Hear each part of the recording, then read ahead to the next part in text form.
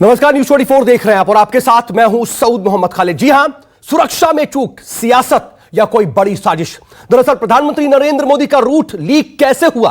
क्या प्रधानमंत्री नरेंद्र मोदी की सुरक्षा में साजिश रची गई थी? ये सवाल इसलिए खड़े हो रहे हैं क्योंकि सोशल मीडिया में कुछ वीडियोस ऐसे सामने आए हैं जो ये बताते हैं कि मामला जितना आसान या जितना सीधा लग रहा है उतना दरअसल है ही नहीं। और ये 4 वीडियो हम आपको दिखा भी रहे हैं। पहला वीडियो देखिए, इसमें आप देखेंगे एक शख्स माइक लेकर के वहां लोगों से कुछ कह रहा है। ये जिस जगह पर खड़ा हुआ है वो प्यारे आड़ा गांव है और ये स्पीकर से ये कह रहा है कि हमने पीएम मोदी को वापस लौटवा दिया। सवाल ये उठ रहा है कि ये शख्स यहां कैसे पहुंचा? क्या राज्य पुलिस ने इन लोगों को वक्त रहते हटाने की कोशिश की थी या नहीं? दूसरा वीडियो देख लीजिए आप, इसमें हजारों की भीड़ मौजूद है और ये नारेबाजी कर रहे हैं लोग। बता दें कि पीएम जिस रास्ते से गुजर रहे हैं उस रास्ते ये लोग आखिर कैसे पहुंच गए? सवाल यह भी बहुत बड़ा है, क्या राज्य पुलिस की जवाबदेही नहीं है कि वो पीएम मोदी के रूट को बिल्कुल क्लियर कराते?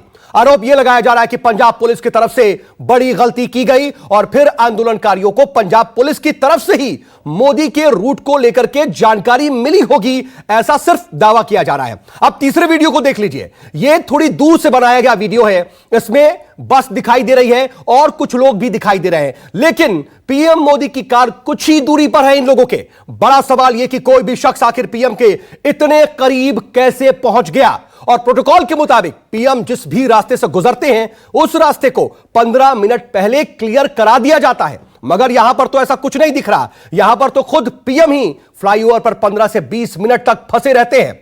क्या स्टेट पुलिस इतनी ज्यादा लाचार है कि पीएम मोदी को सुरक्षा ना दे सके? अब इस पूरे घटनाक्रम का सच एक बार फिर एक कार सवार दिखा रहा है और ये चौथा वीडियो है। जरा उस वीडियो को भी देखिए और समझिए। ये कार सवार बता रहा है कि पीएम मोदी का काफिला गुजर रहा है और उससे कुछ ही दूरी पर लोग भी वहां मौजूद हैं। ये चारों वीडियो इस वक्त सोशल मीडिया पर वायरल हो रहे हैं। हालांकि न्यूज़ 24 इनकी पुष्टि नहीं करता, लेकिन इतना जरूर बताया जा रहा है कि ये वीडियो पंजाब के ही हैं और उसी वक्त के हैं जब पीएम मोदी का काफिला फंसा हुआ था। सवाल यह भी उठ रहा है कि एसपीजी और राज्य पुलिस के बीच क्या तालमेल नहीं था, या फिर पुलिस आंदोलनकारियों के इतने करीब आने के बाद भी सोती रही? और इन सब के बीच बड़ी खबर भी आपको बता दें कि पंजाब से जुड़ी बड़ी खबर और सुरक्षा मामले में चूक को लेकर के बड़ी खबर यह है कि पंजाब सरकार ने प्रधानमंत्री नरेंद्र मोदी की सुरक्षा चूक को लेकर के एक हाई लेवल कमेटी का गठन किया है और कमेटी 3 दिन के अंदर पंजाब सरकार को अपनी रिपोर्ट सौंपेगी। हालांकि इससे पहले ही केंद्रीय गृह मंत्रालय ने पंजाब सरकार से पीएम की सुरक्षा चूक को लेकर के रिपोर्ट तलब की है और गृह मंत्रालय ने पंजाब सरकार से 24 घंटे के अंदर अपनी रिपोर्ट देने को कहा है। हालांकि 12 घंटे से ज्यादा का वक्त गुजर चुका है और अभी तक कोई बड़ा एक्शन राज्य सरकार की तरफ से तो नहीं लिया गया। और इस पूरे मामले में जो रिपोर्ट आज राज्य सरकार को देनी है उसमें क्या कुछ अपडेट है, यह भी हम समझने की कोशिश करेंगे और क्या अब तक कोई कार्रवाई हुई।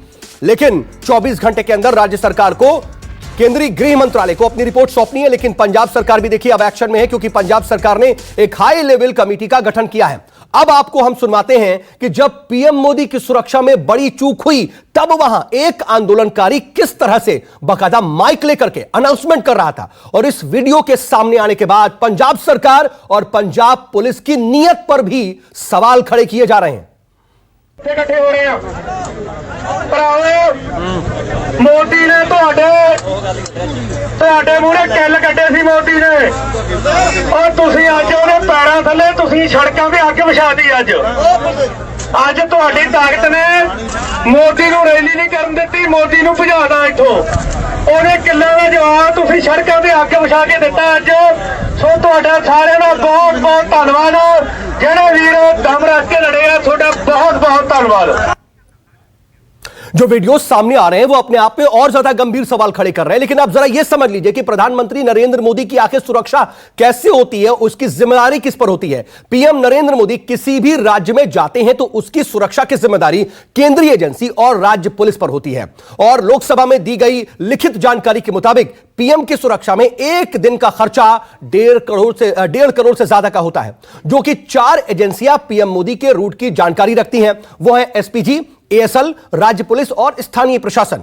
एसपीजी की जिम्मेदारी पीएम मोदी की सुरक्षा करना होता है और सीधे उनके कांटेक्ट में होते हैं पीएम और उनको घेरे में रखते हैं। कोई भी शख्स एसपीजी के सुरक्षा घेरे को तोड़ करके पीएम के पास नहीं पहुंच सकता है। वहीं एडवांस सिक्योरिटी संपर्क टीम यानी कि एएसएल को प्रधानमंत्री के दौरे से जुड़ी हर जानकारी होती है। केंद्रीय एजेंसियों के अधिकारी एएसएल की मदद से प्रधानमंत्री के दौरे की लगातार निगरानी रखते हैं। अब तीसरे नंबर आता है उस राज्य की पुलिस का जहां पीएम जाते हैं। राज्य पुलिस ही क्लियरेंस देती है कि पीएम का काफिला उस रूट पर जा सकता है या नहीं और उसको उसी प्रोटोकॉल के तहत क्लियर भी कराना होता है। यानी कि सुरक्षा की जिम्मेदारी राज्य पुलिस पर रहती है, जबकि स्थानीय पुलिस पीएम के दौरे के समय रूट से लेकर के कार्यक्रम स्थल की भी सुरक्षा देखती है।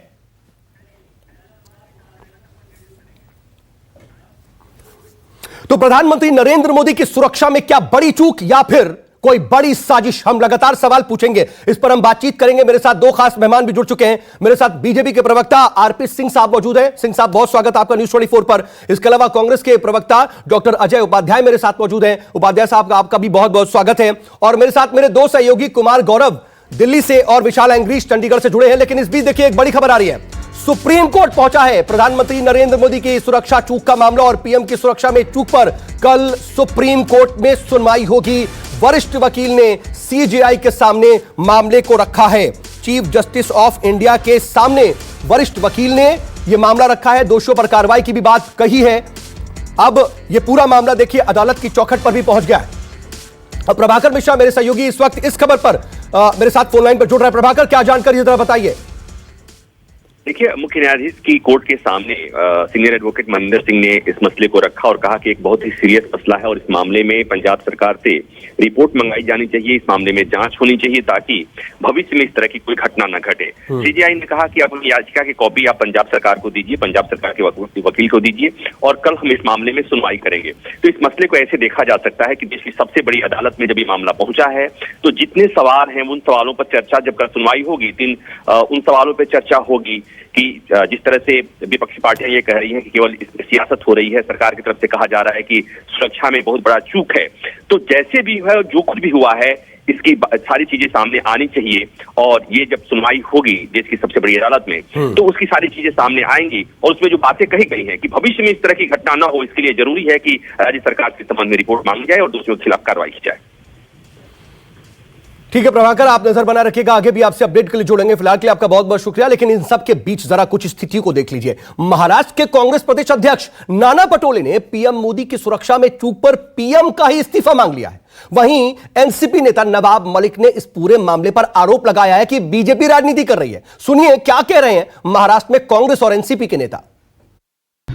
पहली बात तो एसपीजी ने जो रूट दिया है उसी से प्रधानमंत्री जी ने जाना ही था, लेकिन कुर्सियां खाली वहां देखने को मिली और प्रधानमंत्री जी ने अपनी नौटंकी का रोल शुरू किया। नरेंद्र मोदी जी ने वो नौटंकी का रोल शुरू किया जो उनकी आदत है और इन्हें खुद ने रूट बदला और उसमें सिक्योरिटी का लैकुना आया और इसलिए पंजाब के मुख्यमंत्री ने रिजाइन देना चाहिए, ये मांग बीजेपी कर रही है। ये उनकी एक सहानुभूति लेने का काम है। सही में तो एसपीजी के नियम को तोड़ना यही गलती खुद प्रधानमंत्री जी ने की है और इसलिए नरेंद्र मोदी जी ने खुद रिजाइन करना चाहिए, ये मांग हम करते हैं। प्रधानमंत्री की सुरक्षा में चूक हुई, इस तरह की घटना सामने आई है। लेकिन उस घटना के बाद जिस तरह से राजनीति शुरू हो रही है, हमें लगता है कि प्रधानमंत्री की सुरक्षा में एसपीजी हो, आईबी हो और राज्य पुलिस हो, तीनों मिलकर सारी व्यवस्थाएं करते हैं। अब इसमें चूक किसकी तरफ से हुई? केंद्र सरकार का अलग बयान आ रहा है, राज्य सरकार का अलग बयान आ रहा है। भारतीय जनता पार्टी इसको लेकर राजनीति कर रही है।